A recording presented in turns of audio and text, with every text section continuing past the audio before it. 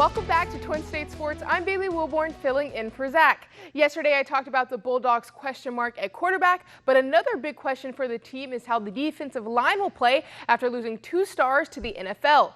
Even though they lost Jonathan Abrams and Montez Sweat, they still have a few pieces like Chauncey Rivers. You might have watched Rivers on Netflix's Last Chance U, but anyways, Rivers was the rookie, but he is now the vet of the locker room, and he says he likes helping out the young guys.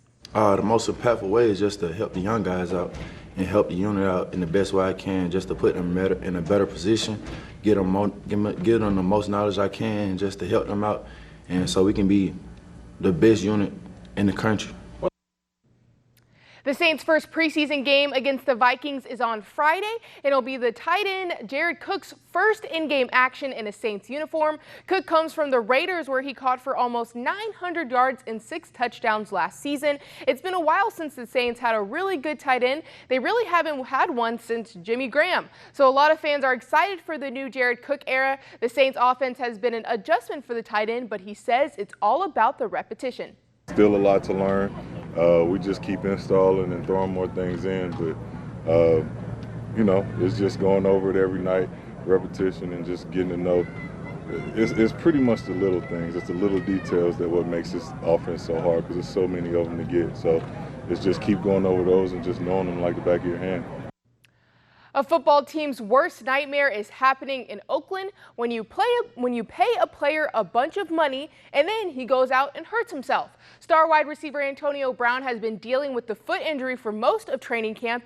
This left his feet burned and frostbitten, and that was caused by not wearing the proper shoes when he went into a cryotherapy chamber. The Raiders still don't know how long AB will be out for. However, they do believe that the injury is not long term.